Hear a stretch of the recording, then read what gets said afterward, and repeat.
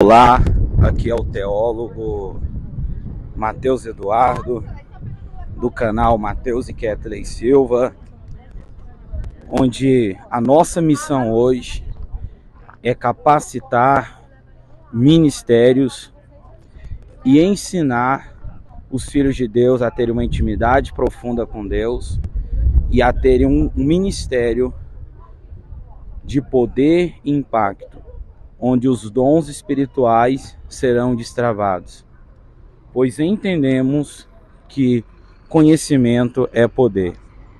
Eu estou aqui agora em frente à Catedral de Pedra, na cidade de Canela, no Rio Grande do Sul, e hoje é o segundo dia da série Avivamento Extravagante. E hoje eu quero ensinar vocês como ministrar o avivamento extravagante.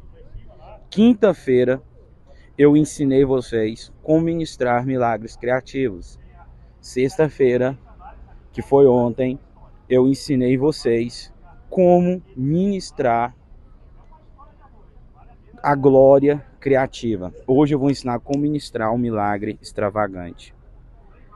E eu estou aqui em frente a essa catedral histórica da Igreja Católica Apostólica Romana, porque eu quero contar um pouco de alguns mistérios do reino de Deus que envolve a história da igreja cristã. E para quem não sabe, a igreja protestante, ela nasceu de dentro da igreja católica.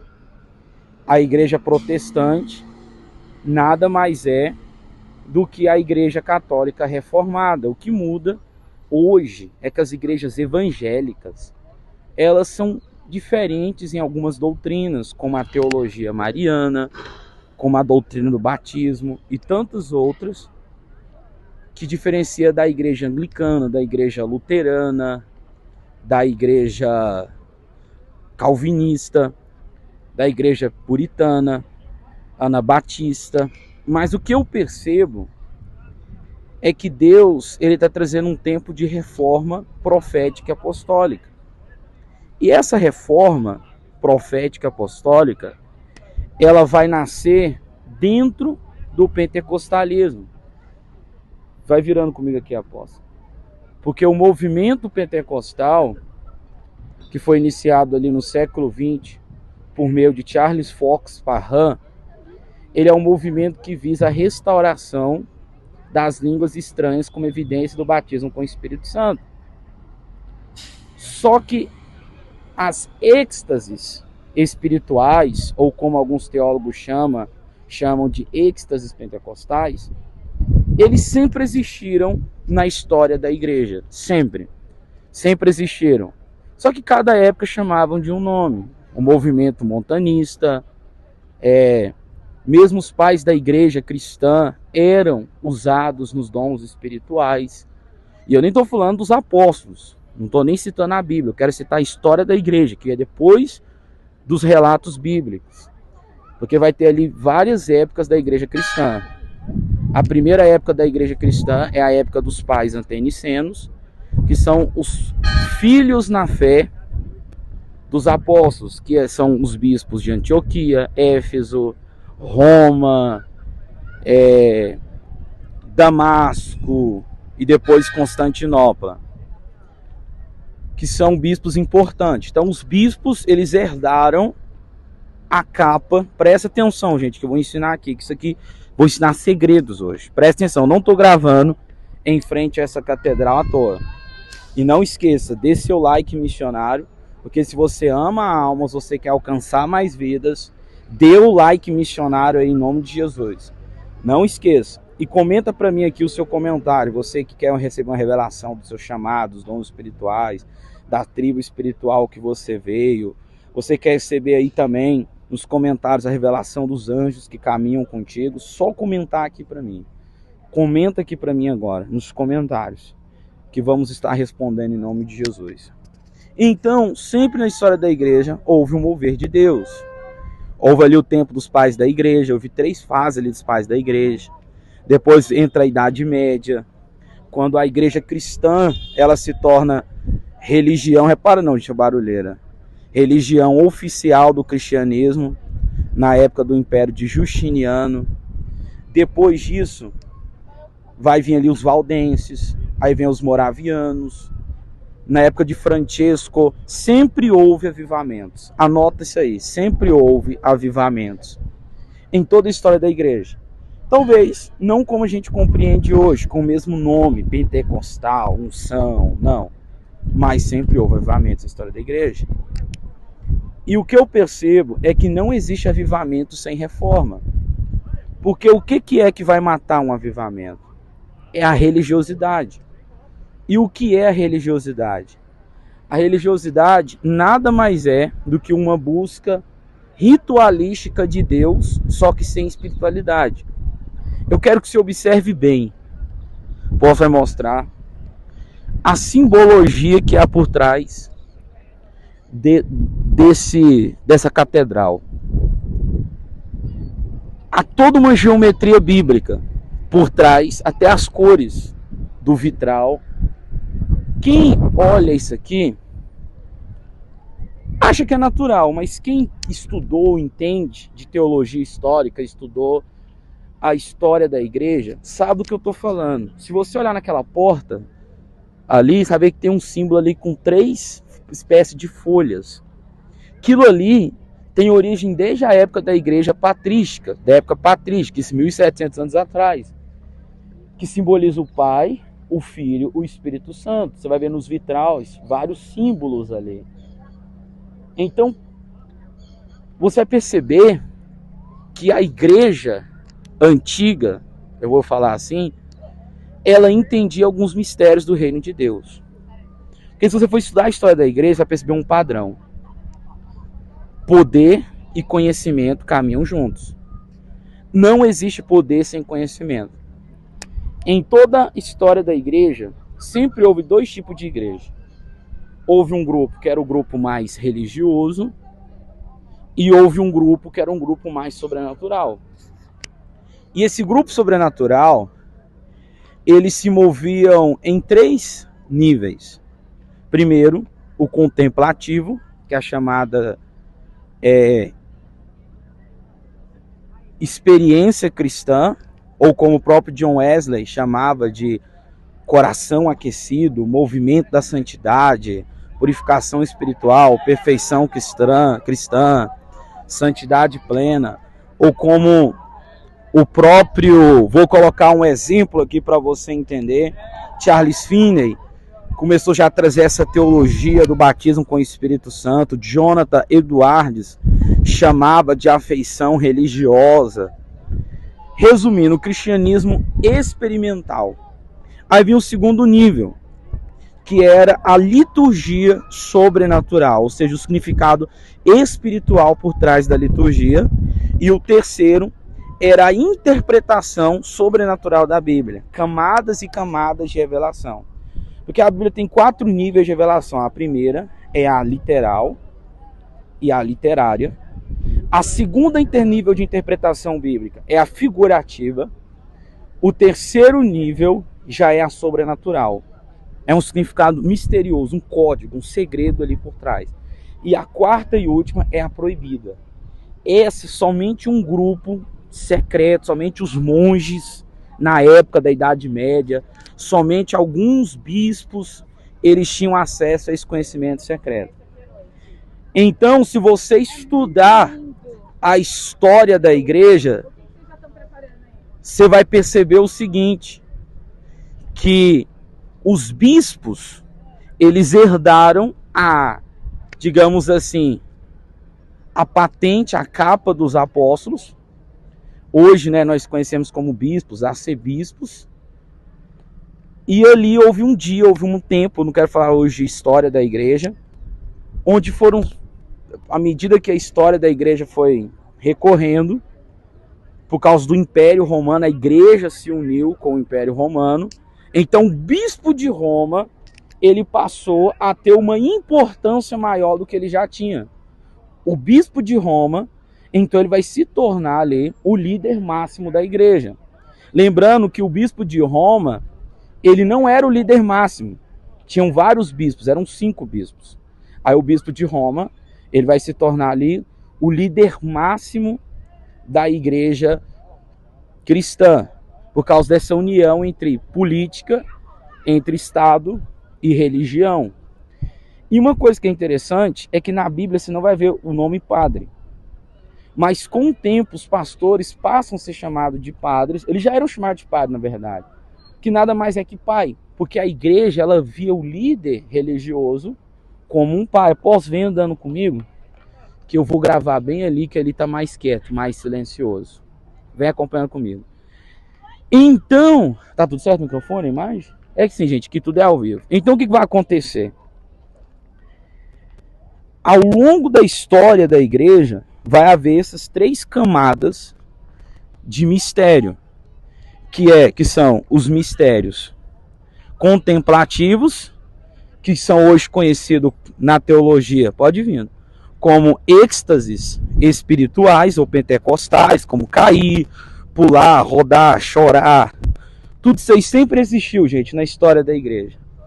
E vai ter o segundo, que são níveis de interpretação bíblica, e vai ter o terceiro, que é a litúrgica. Eu vou falar um pouco da litúrgica. Repara para você ver a geometria dessa igreja, dessa catedral. Uma pessoa leiga, quando ela vê a geometria dessa catedral, ela não entende o significado sobrenatural que tem por trás dela.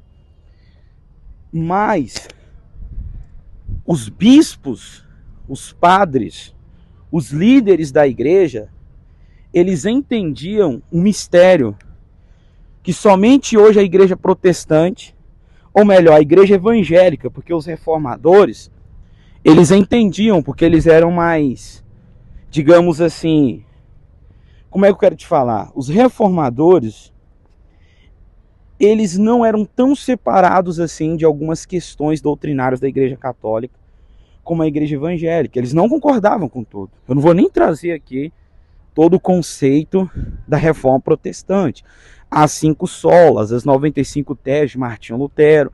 Mas quem estuda teologia luterana, teologia anglicana, teologia calvinista, como eu estudo, inclusive eu creio na predestinação, sabe que muitas doutrinas, inclusive a escatologia da igreja reformada, ainda carregava-se doutrinas católicas. Quer dizer o seguinte, é que a igreja evangélica, ela abandonou algumas doutrinas importantes. Algumas sim eram necessárias, mas outras não. E uma delas é a ideia de geometria bíblica. Porque cada formato geométrico, ele vai abrir um portal. Então, para que haja um mover poderoso de Deus num lugar, até, quem entende portais sabe o que eu estou falando. Essas minhas lives sobre portais. Dia certo, hora certa, ano certo, igual esse ano agora, 2023. Esse ano, se você fizer a soma, vai dar somatória 9. Sabe qual foi o último ano que deu somatória 9? 2016. E o 9 é o ano de maior abertura espiritual que tem. Então o melhor ano para você buscar Deus, que vai ter muita abertura espiritual, vai ser o ano que vem. Então dia certo, hora certa, local certo, geometria certa, cor certa. Tudo isso vai trazer um avivamento. Porque você vai abrir um portão. E a igreja, antigamente, ela entendia isso. Só que com o passar do tempo, a igreja caiu em religiosidade. Se como a igreja católica caiu em religiosidade, a protestante caiu em religiosidade, a evangélica caiu em religiosidade, a pentecostal caiu em religiosidade. O que é religiosidade? É quando a igreja ela continua fazendo aquelas liturgias que tem um significado espiritual, só que sem entender realmente o significado daquilo que ela está fazendo. Então não vai ter mais o resultado que tinha antigamente. Vou dar um exemplo. Quer ver uma liturgia que os evangélicos têm? Colocar a mão na cabeça. Eles não entendem que há um significado nisso aí. Porque quando você coloca a mão na cabeça, ou derrama o óleo na cabeça, está falando de um portal que tem em cima da tua cabeça. Que você está enchendo, derramando unção através desse portal. Quando ungimos a testa, estamos falando de glândula pineal. Abrir o olho do espírito. Ou seja, nós evangélicos fazemos várias liturgias, temos várias liturgias nas igrejas que nós não compreendemos. E assim também são os católicos, assim também são os reformadores. Só que quando você entende o significado espiritual daquilo, você tem um resultado maior, um resultado mais profundo. Porque você não vai fazer aquilo por acidente, você vai fazer aquilo de propósito. Você está entendendo? Porque nada que existe nasceu do nada. Tudo terá um propósito. Até a posição da mão, a posição do corpo, na hora da adoração. Por que a gente tem que, muita gente tem que, a Bíblia às vezes fala pra gente, por que a Bíblia nos dá a ordenança de também ajoelharmos para orar? Por que a gente fecha as mãos quando vai orar ou colocamos a posição assim nas mãos? Tudo isso tem um significado espiritual. Porque a posição do seu corpo, preste atenção, o horário, o dia, o ano, o local, tudo isso vai influenciar no resultado que você quer. Os grandes avivamentos, como de Toronto, Rua Azusa, Egito, Leica, todos eles aconteceram por causa do local certo, hora certa, ano certo, lugar certo, geometria certa. Eu estou te passando mistérios aqui. Então, vai existir na Bíblia cores proféticas, numerologia profética, geometria profética. E por isso que eu quis gravar esse vídeo aqui em frente a essa catedral. Gente, não esqueça, like missionário em nome de Jesus. Like missionário. Não esqueça, like missionário, like. E você vai compartilhar. Deus está mandando dizer aqui agora. Compartilhe. Quanto tempo já deu, apóstolo? 16. Compartilhe. Para que mais vidas, mais pessoas sejam alcançadas. Esse mistério, esses segredos venham ser espalhados, venham ser conhecidos por mais pessoas. Se você ama vidas, compartilhe. Talvez tem pessoas famintas por Deus, tem pessoas que querem saber mais, querem entender mais do mundo sobrenatural. E esse canal é o seguinte, nós ensinamos e provamos o que ensinamos. Tem gente que ensina sobre sobrenatural, mas você não vê nada de sobrenatural na vida dele. Não adianta nada eu ensinar, aqui não, aqui você vê. Aqui você vê os sinais, acontece ao vivo nas lives, temos os vídeos. E melhor, tem gente que opera e não tem um conhecimento. Tem gente que tem o conhecimento, mas não opera. Nós temos o conhecimento e operamos. Esse canal é único, eu pesquisei no YouTube, que a gente opera e ensina. Só que não é operar um manto. Cada igreja vai ter um. Então, nós entendemos que conhecimento é poder. Então, nós não só ensinamos, como alguns, ou só operamos. Ou melhor, nós não só ministramos em uma área, ou numa operação específica. Além de ministrar e operarmos nessa área, nós também ensinamos cada uma delas. Porque a Bíblia fala em Hebreus 5,14 sobre a doutrina do exercício espiritual. E a Bíblia vai falar também em 1 Coríntios 12 sobre a doutrina do aperfeiçoamento dos dons espirituais e sobre também o exercício dos dons. 1 Timóteo 4,14 e no Timóteo 1,6. Ou seja, nós não só ensinamos você, nós não só ministramos, nós te ensinamos, passamos exercícios espirituais e também passamos para você toda a metodologia de ministração, porque é o seguinte, Deus usa o homem não usa Deus, mas Deus não é irracional, o homem é que nem pregar. Para você ser um bom pregador, você não pode chegar no microfone e falar assim, não, você não leu a Bíblia, você não orou, você não jejuou, não, Deus vai simplesmente me usar aqui. Não, Deus vai te usar na medida que você buscou. Então, por exemplo, quem que você acha que vai mais usar na pregação? Pessoa que não lê Bíblia ou pessoa que lê Bíblia, entende hermenêutica, homilética, oratória, retórica? Quem que você acha que vai usar mais na pregação? Quem busca, tá entendendo? Então, sempre existiu avivamento. E o avivamento extravagante, o que é a palavra avivamento? Lá em Abacuque está escrito assim, aviva a tua obra, ó Senhor. Avivamento não está ligado, para alguns avivamento é dons, para outros avivamento é pessoas caindo, para outros avivamento é arrependimento de pecados, para outros avivamento é santidade. E todos estão certos, porque avivamento é tudo isso. Está certo aí? Avivamento são dons, pode ver, avivamento tem frutos, avivamento tem poder, avivamento engloba tudo isso. Só que dentro de todo avivamento, quero deixar isso aqui claro, vai ter exageros, vai ter fanatismo, vai ter confusões, vai ter infiltrações místicas e etc. Infelizmente, o povo de Deus não tem tanto discernimento de espírito. Porque às vezes o povo de Deus considera o falso verdadeiro e o verdadeiro falso. Confundem tudo isso. Ah, gente, só especificando, tá? Eu tô sem aliança aqui porque eu perdi minha aliança na viagem. Eu aposto que dirigimos aí 2.000 quilômetros de carro para estar aqui nessa cidade. Ou seja, por isso que precisamos buscar o discernimento de espírito. Então, o que diferencia um avivamento verdadeiro e um avivamento falso? Aprenda com Jonathan Edwards.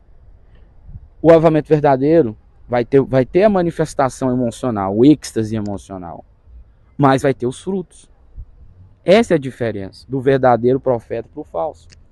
Porque o Espírito Santo, se você é cheio do Espírito, você até recebe ali a unção, você cai, você chora, você ri, mas você levanta, sem mudança de vida, sem mudança de caráter, sem mudança de pensamento, esse avivamento não foi um avivamento verdadeiro. Ou você não reteve, ou não foi um avivamento verdadeiro. Porque o avivamento é o seguinte: o homem muitas vezes corrompe o avivamento com o egoísmo, com a teologia da prosperidade. Eu não sou contra você prosperar, mas eu sou contra você adorar a prosperidade. E é o que acontece em muitas igrejas hoje. Então tudo isso vai bloqueando, vai matando o avivamento, que é o que aconteceu com a igreja brasileira pentecostal. Eu amo o pentecostalismo, estava até hoje falando, uns dias atrás, com minha cobertura espiritual, o reverendo, o doutor reverendo, que é um teólogo, estudou até em Harvard, um cara muito inteligente, falando para ele sobre os exageros que tem acontecido no pentecostalismo, que nós temos que vigiar para não fazermos iguais. E ele me explicando, me exortando também para mim não cair nessas armadilhas do diabo. Felizmente hoje muita coisa vê na internet aí são distorções dos meus ensinamentos, dos meus estudos. Isso é muito triste, mas eu tô orando para Deus acabar com isso aí. Então, gente, dê o like missionário, não esqueça, comente, hashtag eu sou um avivalista extravagante. Comenta aí, hashtag eu sou um avivalista extravagante. Compartilhe, comente, em nome de Jesus, e divulga para mais pessoas.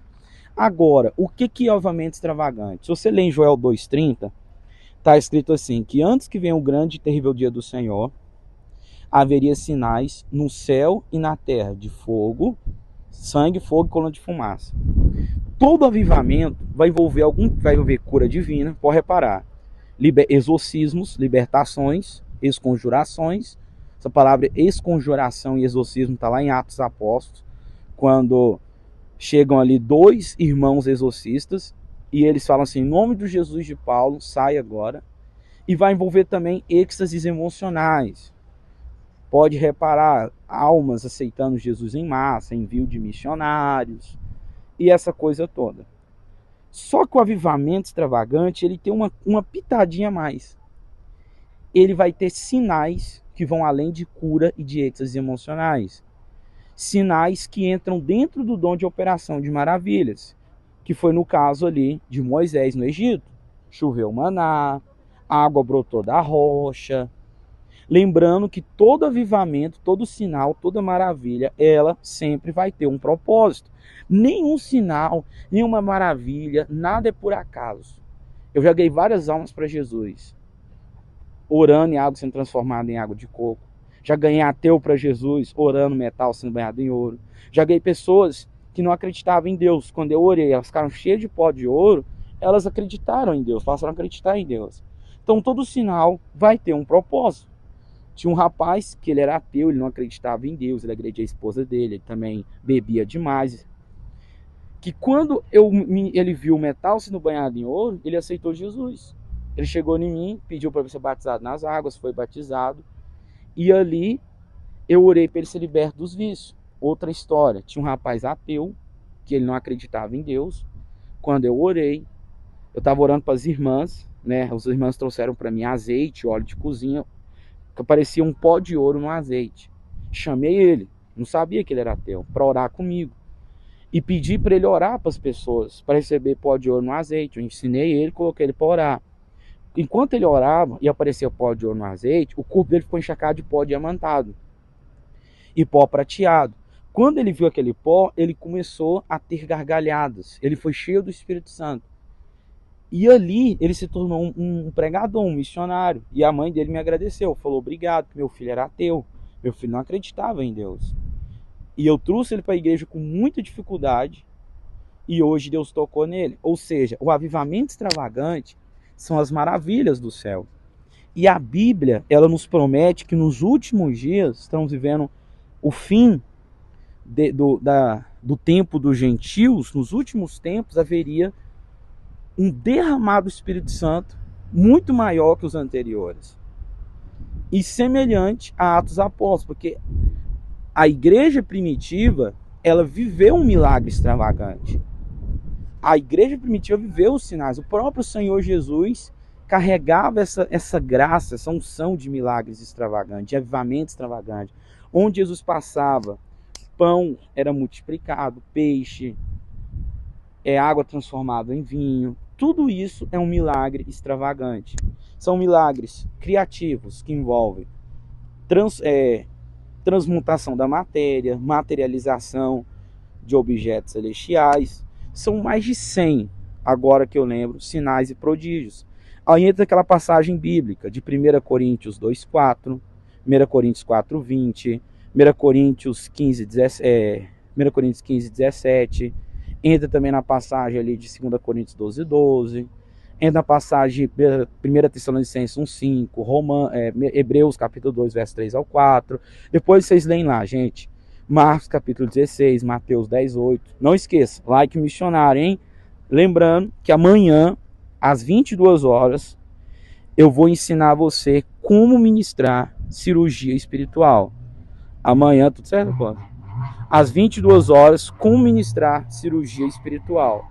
Amanhã, às 22 horas, com anjos. Como ministrar na igreja cirurgia espiritual com anjos. Amanhã, não percam, 22 horas, como ministrar cirurgia espiritual com anjos. Anota aí. E lembrando que nós vamos adiar até amanhã essa vitória, essa bênção, que é o seguinte: quem entrar na escola de libertação avançado vai ganhar de presente a escola de cura divina, mais um e-book, um livro de como você orar por enfermidades específicas. Então, não perca, é só chamar no WhatsApp, DDD 62 98415 7197. DDD 62 98415 7197. DDD 62 98415 7197. Não esqueça do like e de compartilhar. Não acabou ainda não, gente. Comenta aí, hashtag vou ficar até o final. Hashtag vou ficar até o final. Tem mais para passar para vocês ainda. Segura aí. Então, eu falando aqui da geometria, eu quero ressaltar uma coisa. Essa geometria, ela também é usada pelo diabo. Quem criou a geometria bíblica não foi o diabo, foi Deus, mas o diabo usa. E quem entende guerra de alto nível, geralmente são os profetas reformadores. Para quem não sabe, um profeta reformador é um profeta sobrenatural mestre. Não é alguém que só revela, entendeu? Eles sabem que para vencer, para derrubar um principado, uma potestade, você tem que mapear a cidade e detectar toda a geometria que está em volta daquela cidade, que dá abertura para aqueles demônios atuarem naquela cidade. Então tá, apóstolo, como que eu vou ministrar um avivamento extravagante? Lembrando que amanhã, 22 horas, vamos ter o terceiro dia da série Ativação Criativa, e ontem tivemos também, então assista. Como, apóstolo? Primeiro de tudo, intimidade com o Espírito Santo. Comunhão plena e profunda com o Espírito Santo. Segundo ponto, quer trazer mais para cá para você sair do sol? Segundo ponto, você vai fazer o seguinte: nuvem de glória. Eu expliquei 2 vídeos atrás sobre os milagres criativos, sobre a nuvem de glória. Você tem que aprender a conectar com a nuvem de glória. Terceiro, método ASCM. Acessar, sugar, carregar e ministrar. Você tem que ser craque nisso aí. Como é que eu acesso a unção, apóstolo? Procura no YouTube vídeos meus. Só você colocar assim, método ASCM, Matheus Eduardo. Vai estar lá, você vai achar. Tem vídeo meu no YouTube explicando o método ASCM. Muito bom esse método. Próximo passo. Você vai ter que gerar fome no povo. O povo tem que ter fome. E ali, a partir dali, você vai ministrar. Você tem que ter tempo. Hoje, eu consigo ministrar pelo menos uns 6 sinais, 10 sinais em 1 hora, junto com outros mantos, libertação, cura, revelação e etc. Mas a dica que eu te dou é: foca em ministrar um manto por vez, um sinal por vez, um prodígio por vez. Aí você tem que aprender a ministrar cada sinal. Eu vou ensinar a ministrar alguns. Primeiro, dente de ouro. Como que você faz? Eu aprendi a ministrar dente de ouro, foi tão sobrenatural que um homem de Deus lá na América, que Deus usa muito nele dente de ouro, me mandou mensagem, no Message. Deus falou com ele e eu estava orando a Deus para me aprender a ministrar dente de ouro. E ele me ensinou. Deus já me usava em dente de ouro, prata, só que não era tão forte quanto é hoje, porque faltava algum conhecimento que eu não sabia. Como você vai fazer? Primeiro, você vai trazer o ambiente de glória. Você vai ministrar a unção. É uma dica que eu te dou. Por isso que é bom ministrar todos os mantos. Isso é unção primeiro. Quando a igreja estiver, o povo estiver cheio da unção, você vai fazer uma roda com todo mundo. Você vai ter uma lanterninha. Eu tenho uma lanterninha. Você vai guardar uma lanterninha com você. Você vai ungir, vai pedir alguém para ungir o queixo das pessoas. E você vai soprar no queixo de um por um. Você vai pedir a Deus para transformar o dente em dente de ouro.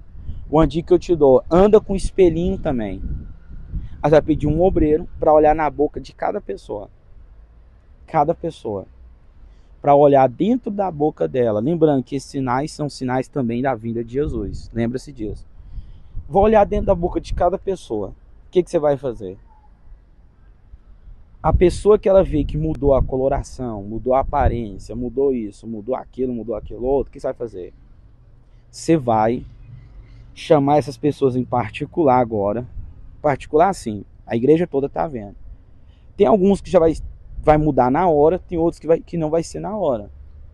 Aí aqueles que não foram na hora, aqueles que foram, você vai testemunhar, vai gravar o vídeo, vai falar: por que gravar o vídeo? Eu não gosto de gravar vídeo. Gente, saiba um segredo. Saiba atrair famintos. Sabe qual é o segredo dos grandes ministros, os televangelistas? É porque eles sabem atrair os famintos. Por isso que eles são usados como são. Hã? Tá. Aí você vai fazer o quê? Você vai colocar a mão na cabeça de cada um deles, você vai ministrando e vai liberando a unção até ficar 100%. E vai fazendo a seguinte oração: Deus, eu dou ordem agora que o dente seja banhado em ouro, que ele receba obturação de ouro e prata. E Deus vai tocar da forma dele. Às vezes a pessoa vai receber obturação de bronze, às vezes a pessoa vai receber só uma obturação, às vezes a pessoa vai... Deus vai operar de alguma forma. Aí ali, você vai contar um testemunho, vai passar para o próximo. O primeiro testemunho destrava a fé dos demais. Outro manto: como ministrar pó de ouro, né? São muitos sinais, gente. Eu já falei para vocês, são 600 mantos, mas eu vou falar pelo menos uns 3 aqui. Você vai chamar a pessoa para frente, as pessoas para frente. Hoje acontece, tem várias formas de ministração. Estou ensinando a fácil e a básica, mas tem várias formas.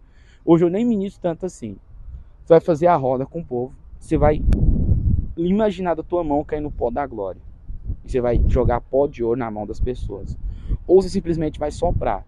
Você vai ligar a lanterna ou o flash do celular e vai gravar a mão das pessoas e o corpo delas. Terceira forma de ministração: as pedras. Tem muitas formas de ministrar, tem muitos segredos. Eu até te dou a dica: entra na Irmandade Pedras de Sião. Vou colocar aqui na descrição do canal o link da Irmandade Pedras de Sião, que lá eu ensino como ministrar sinais e prodígios. Você vai dar um comando para que um anjo específico ele materialize essas pedras e essas penas, maná, materialize flor do céu. Você vai falar: anjo, materializa agora, em nome de Jesus. No meio do culto, quando tiver aquela nuvem de glória, aquele ambiente, povo cheio da unção. Quer uma dica? Quem já sabe ministrar a onda de unção? Quem sabe como ministrar a onda de unção, nós temos um e-book só explicando como ministrar a onda de unção. Ministre os sinais depois da onda. É uma dica que eu te dou. Estou te dando dicas, ó. Pra você entender que o mover de Deus será 1000 vezes muito mais forte. Tá bom? Gente, amanhã às 22 horas eu vou ensinar como ministrar a cirurgia espiritual com anjos. Não perca. Lembrando que a pessoa que entrar até amanhã, tem só mais amanhã, na Escola de Libertação Avançada, que é a Escola de Cura Divina, e o e-book, como orar por doenças específicas. Compartilha essa live. Deixa Deus usar você. Eu quero orar pela tua vida. Estenda a mão, Pai, em nome de Jesus. Eu imparto com os seus filhos, Pai, dessa unção criativa. Eu imparto com seus filhos, Pai, a unção criativa sobre eles. Pai, que essa nuvem que está sobre mim, que traz sinais, milagres criativos, estejam sobre eles agora, em nome de Jesus. Amém Deus abençoe vocês e um forte abraço em nome de Jesus.